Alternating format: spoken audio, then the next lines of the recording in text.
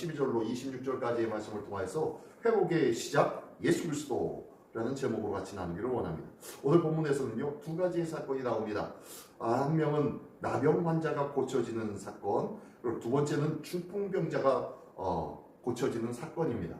나병 환자가 고쳐짐으로 인하여서 그동안 격리되었던 저희의 인생 속에 단절된 삶으로서부터의 회복을 말씀해주고 있는 내용이 나병 환자의 치유고, 또한 중풍병자의 치유에는요, 죄 사함을 선포하시는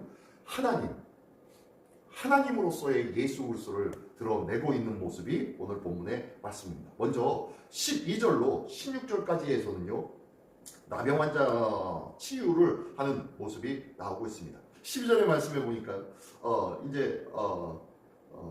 재밌는 이야기가 나옵니다. 12절의 말씀에 보니까 예수께서 한 동네에 계실 때에 온몸에 나병 들린 사람이 있어 예수를 보고 엎드려 구하여 이르되 주여 원하시면 나를 깨끗하게 하실 수 있나이다 하니 라고 하면서 시작합니다. 나병 환자예요. 나병 환자인데 이 나병이 어느 부위 한 부분으로부터 시작되고 있는 나병 환자가 아니라 어떤 나병 환자입니까? 온몸에 나병 들린 사람이라는 거예요. 온몸에 나병이 들렸다는 것은요, 이제 병이 심각하게 되어서 아마 이 정도라면 손가락이 떨어져 나갔고, 귀가 떨어져 나고, 코가 문드러지기도 하고, 이 정도로 얼굴이 찌그러지고, 이 정도는 되지 않았을까 싶어요. 이런 자가 예수님께 나옵니다. 근데요, 신기한 게 예수께서 한 동네에 계실 때에 온몸에 나병 들린 사람이 그곳에 찾아왔대요. 이게 가능합니까? 불가능합니다. 당시 나병 환자는요, 격리된 생활을 할 수밖에 없어요. 격리된 생활을 할 수밖에 없는데 그 동네에 예수님을 만나고자 왔다는 거예요.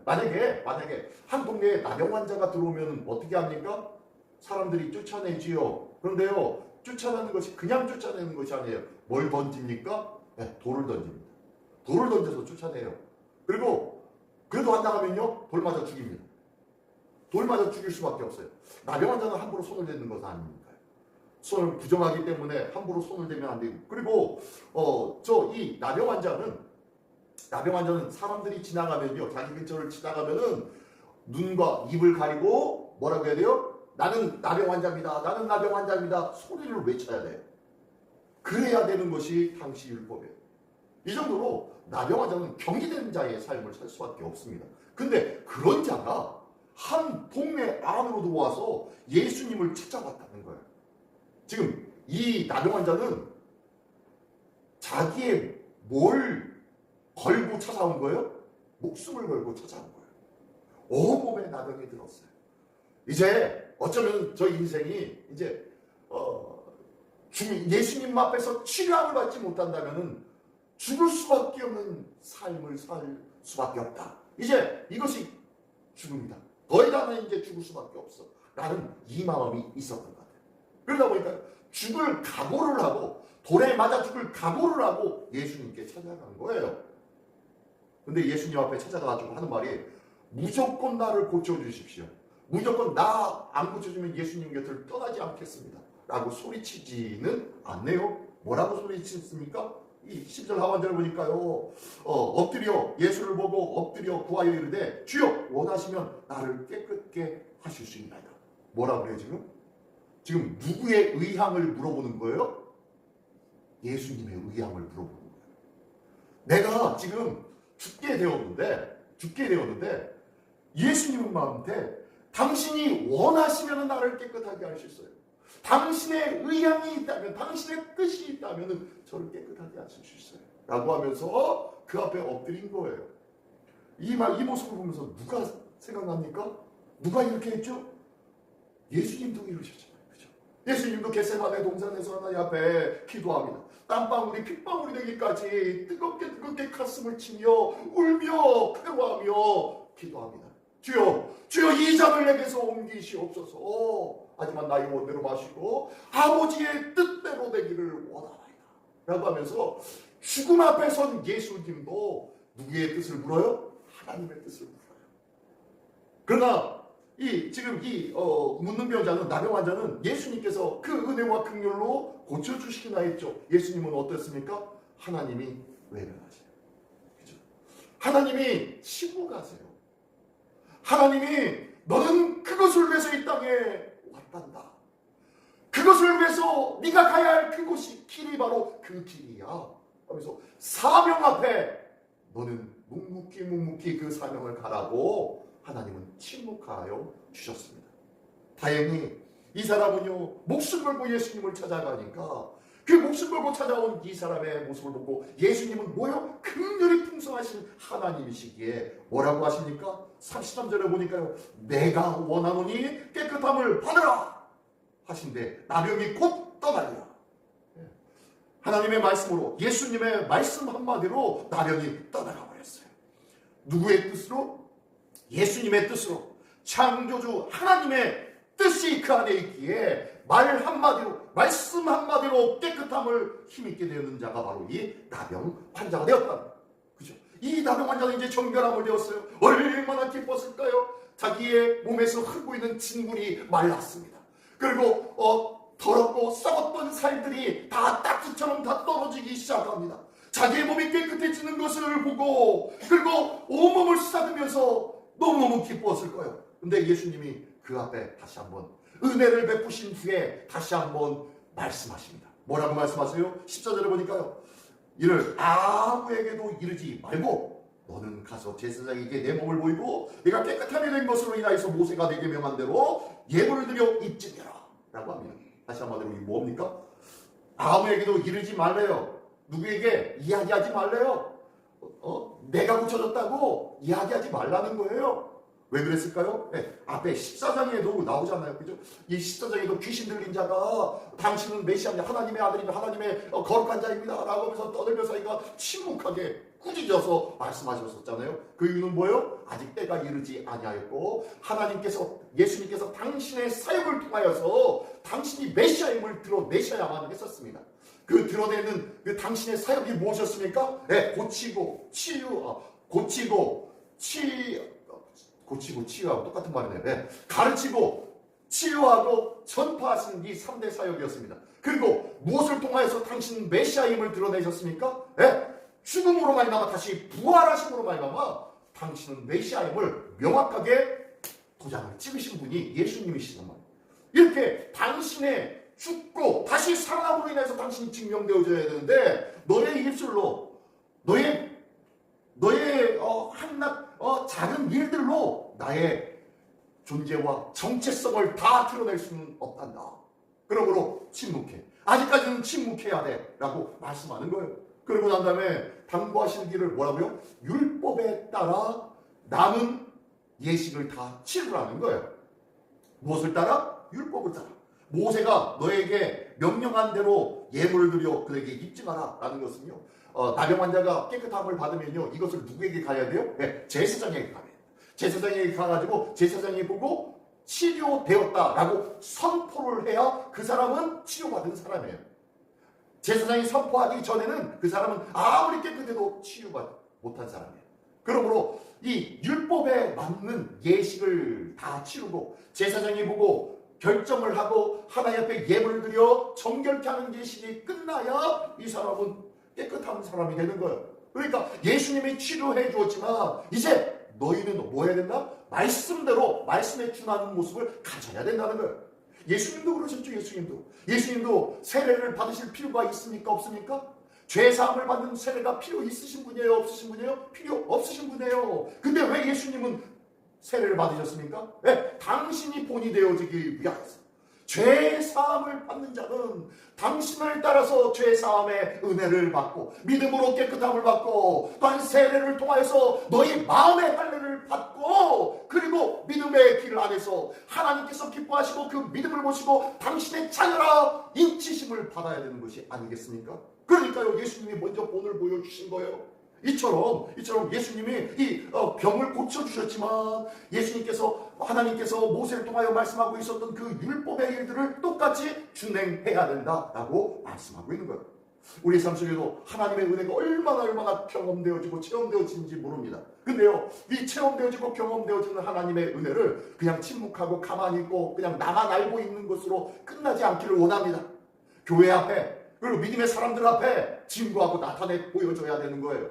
이것을 가르쳐서 우리는 뭐라고 합니까? 찬양이라고 하는 거예요. 이것이 간증이고요, 이것이 주님을 드러내는 영광의 일들이라는 거예요. 내가 은혜를 받는 것은요, 반드시 교회 앞에, 그리고 믿음의 사람들 앞에 증거하고 드러내놔야 돼요. 하나님이 나의 삶 속에서 이렇게 역사하셨습니다 라고 자랑해야 돼요. 어쩌면요, 그것을 또 어떤 사람이 시샘할지도 몰라요. 너만 예수 믿냐? 나도 예수 믿는데, 내가 더 오래 믿었는데 라고 할지도 몰라요. 하지만 하나님의 은혜를 받은 자는요, 반드시 이 말씀을 행함처럼 교회 앞에 드러내는 것이 반드시 믿음의 사람들이 해야 할 일들입니다. 자, 그리고 난 다음에 그럼에도 불구하고 예수님에 대한 소문이 온 곳에, 많은 곳에 퍼져서 예수님을 찾는 사람들이 늘어나기 시작합니다. 그러나 예수님은 16절에 어떻게 합니까? 예수는 물러가서 한적한 곳에서 기도하십니다. 계속 이 말씀이 반복되어집니다. 예수님은요, 자기의 자랑과 그리고 자기를 환호하는 그 사람들의 자리에서 같이 즐거워하고 같이 기뻐하지 않았어요. 인지도가 높아지면 높아질수록 그 영광의 자리에 함께하면서 누리지 않았다는 거예요. 왜요? 뭐 때문에? 사역 때문이에요. 당신의 사역 때문에 그래요. 당신의 사역은 십자가에 매달려 죽어야 되는 사역입니다. 인기가 많으면 안 돼요. 예수님께서 예루살렘 성에 마지막으로 입성하셨을 때 많은 사람들이 호산나 다윗의 자손이여 우리를 구원하소서라고 환영했어요. 그러나 예수님이 예루살렘 성에 들어가셔서 어떻게 하십니까? 깍깍 울어 눈물을 흘리면서 울립니다. 예루살렘아 장차 될 일을 네가 알았더라면 하면서 울고 있는 거예요. 예수님은 우리가 생각하는, 우리가 누리고자 원하는 것과 다른 것을 꿈꾸고 있었던 분이시라는 거예요. 우리도 예수님을 닮아서 정말로 우리가 생각하고 우리가 바라고 많은 사람들이 요구하고 구하고 찾고 기뻐하고 있는 것이 정말로 예수 안에 있는 것인지 다시 한번 돌아보시는 우리 모두가 되기를 예수님의 이름으로 축원합니다. 자, 그러면서 17절부터 26절까지는 두 번째 사건, 중풍병자 사건이 나옵니다. 이 중풍병자의 사건이 있는데 이제 또 17절에 보면 또 상황과 형편이 재미있습니다. 17절을 보니까요, 하루는 가르칠 때에 갈릴리의 강마을에 유대와 예루살렘에서 온 바리새인과 율법교사들이 앉아있는데, 예수님께서 가르치시는데 거기에 누가 있다고요? 바리새인과 율법교사가 있었다는 거예요. 그곳에서 예수님이 병 고치는 주의 능력이 나타나고 있었네요. 근데 그런 역사가 나타나고 있고 많은 사람들이 응집하고 있었겠죠. 그랬는데 그곳에 누가 찾아옵니까? 중풍병자가 찾아옵니다. 아니죠. 중풍병자가 찾아온 게 아니라 중풍병자를 침상에 들고 온 그 친구들이 데려옵니다. 보니까 사람들이 너무 많아요. 사람들이 너무 많으니까 결국에는 예수님이 있는 곳 그쯤에 있는 지붕을 뜯어내서 그곳에 달아 내립니다. 그랬더니요, 20절에 예수님이 행동을 보십시오. 예수님이 20절에 보니까 예수께서 그들의 믿음을 보시고 이르시되 이 사람아 내 제사함을 받았느니라 하시니 라고 얘기합니다. 그들의 믿음을 보았대요. 그 중풍병자를 지붕을 뜯고서라도 예수님 앞에 내려놓고자 하는 그 친구들의 마음을 보았다는 거예요. 믿음을 보았다는 거예요. 믿음은 반드시 행함으로 나타납니다. 믿음은요, 행함이 있을 때 그 믿음이 드러나기 시작합니다. 예수님이 그것을 보시고 믿음이 있는지 없는지 모르는 중풍병자의 병을 고쳐주셨다는 거예요. 이것을 가리켜서 뭐라 그래요? 우리는 중보 기도라고 얘기하죠. 우리의 믿음으로 이웃을 위해서 기도하고 간절히 간구할 때 그들의 믿음이 아니라 간구하고 중보하고 있는 우리의 믿음으로 고쳐주시고 역사하시는 줄 믿습니다. 자, 그런데요. 이것을 보시고, 이 상황을 보고, 이것을 계속 듣고 보고 있었던 사람들이 있었는데, 17절에 그 사람들이 누구라고요? 바리새인과 율법교사들이라는 거예요. 이것을 보고 있어요. 근데 이상해. 그들이 얘기하기를 뭐라 그래요? 아니, 저 사람은 뭔데? 신성모독을 하는구나? 하나님 외에는 능히 죄를 사하는 사람이 없는데, 죄 사함을 받았다고? 말도 안 되는 소리. 신성모독을 하고 있어. 라고 하면서 그러고 있으니까 예수님께서 그들의 서기관과 바리새인들의 생각을 다 아시고 말씀하시기를 너희 마음에 무슨 생각을 하고 있느냐? 네 죄 사함을 받았느니라 하는 말과 일어나 걸어가라 하는 말 어느 것이 쉽겠느냐? 라고 묻습니다. 어떤 게 쉽나요? 내 죄 사함을 받아라. 그리고 일어나 걸어가라 라는 말과 어떤 말이 더 쉽습니까? 말하기는 내 제사함 받았느니라 라는 것이 말하기는 쉽지요. 그러나 이 말은 굉장히 무서운 말이에요. 왜? 하나님만 할 수 있는 말이기 때문이에요. 이 차라리 일어나 걸어가라 라는 말을 했다면 그래요. 고치는 일들, 병 고치는 일들이 많이 있었으니까, 귀신의 능력을 힘입어서 병 고치는 역사들도 종종 그들이 보았으니까 어느 것이 쉬워요? 네. 쉬운 것은 그냥 내 죄사함 받았느니라 라고 하면 좋아요. 왜? 죄사함을 받았는지 안 받았는지 표시가 난다 안 난다? 안 나요. 근데 일어나 걸어가라 라는 말에는요, 절대적으로 반드시 따라 보여줘야 돼요. 눈앞에서 나타나야 돼요. 그러니까 증명이 돼야 돼요. 그러니까 이 말은 어려워요. 지금 원래 쉬운 말은, 말로만으로는 쉬운 말이 내 제사함 받았느니라 라는 말이지만 이 말이 엄청 더 어려운 말이겠죠. 근데 아무튼 이 말에 대해서 지금 막 말발부하고 있는데 예수님이 말씀하십니다. 내 제사함 받았느니라 하는 말과 일어나 걸어가라 하는 말, 어느 말이 더 쉽겠느냐. 그러나 너희가 지금 생각하고 있는 거 나도 알고 있다. 인자가 땅에서 죄 사하는 권세가 있는 줄 너희로 알게 하리라 라고 얘기합니다.